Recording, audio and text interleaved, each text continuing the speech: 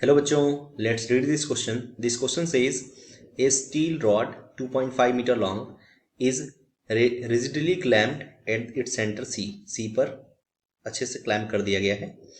And the longitudinal waves are set up on both side of c. दोनों तरफ longitudinal wave setup की गई हैं, है ना, by rubbing along the rod, है ना, रॉड को रब करके. यंग्स मॉडुलस दे रखा है स्टील का 2 × 10⁻11 न्यूटन मीटर पर स्क्वायर. एंड डेंसिटी दिया हुआ है स्टील की 8000 किलोग्राम पर मीटर क्यूब.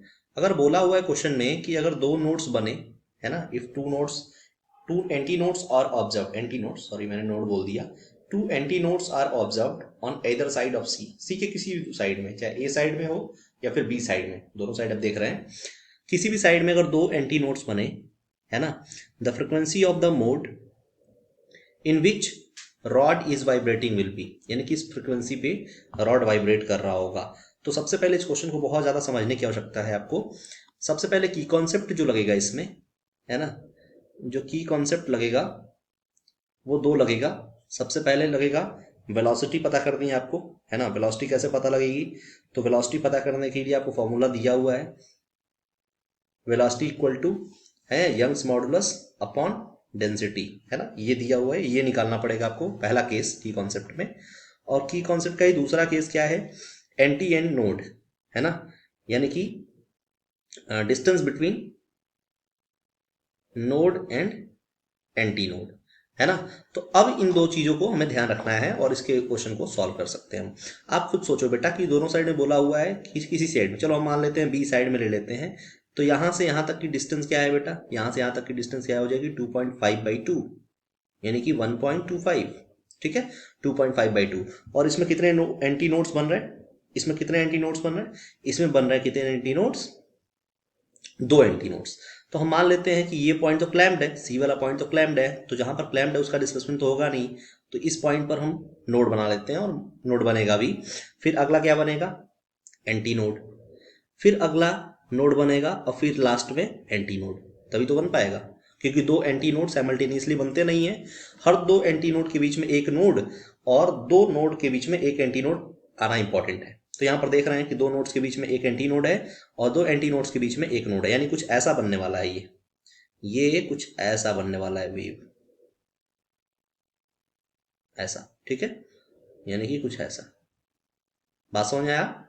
चलो, तो अब हम क्या कर सकते हैं, देख सकते हैं एंटी नोड्स पर डिस्प्लेसमेंट मैक्सिमम है और नोड्स पर क्या है, देखो ये जीरो है. ठीक है ना. और आपको पता है कि नोड से नोड तक की डिस्टेंस जो होती है वो λ/2 होती है ना. नोड से नोड तक की डिस्टेंस λ/2, लेकिन नोड से एंटी नोड तक की डिस्टेंस, यानी ये वाली डिस्टेंस क्या हो जाएगी? λ/4. तो क्या हो जाएगा यहाँ पर, ध्यान दोगे आप, क्या हो जाएगा? वैल्यू जो होगा यहाँ पर वो होगा आपका ये λ/, है ना, 4, ये λ/4 और ये λ/4. तो जो टोटल डिस्टेंस आ रहा है हमारे पास वो कितना आ रहा है बेटा? λ/4 प्लस λ/4 प्लस λ/4, यानी कि हम कह सकते हैं कि टोटल जो डिस्टेंस आ रहा है वो क्या आ रहा है? 3λ/4. और 3λ/4 किसके इक्वल हो रहा है? 3λ/4 इक्वल हो रहा है किसके? 2.5/2 के. यानी कि अगर कैंसिल करें यहां से तो क्या आएगा वैल्यू? λ इक्वल टू 2.5 इंटू 2/3, यानी कि हो जाएगा बेटा 5/3. ठीक है. अब जब 5/3 आ गया तो आपको पता है अच्छे से कि फ्रिक्वेंसी जो होती है वो फ्रिक्वेंसी होता कितना है? Frequency equals to velocity upon क्या? वेवलेंथ, है ना, वेवलेंथ. तो हम कह सकते हैं वेलोसिटी बाई वेवलेंथ. वेलोसिटी और ऑलरेडी हम यहाँ से निकाल सकते हैं.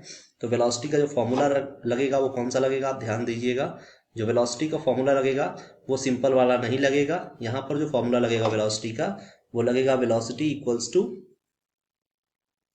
गामा बाई रो, यानी कि Young's modulus upon rho. Young's modulus की वैल्यू रखते हैं 2 × 10⁻11 अपॉन 8000 डेंसिटी.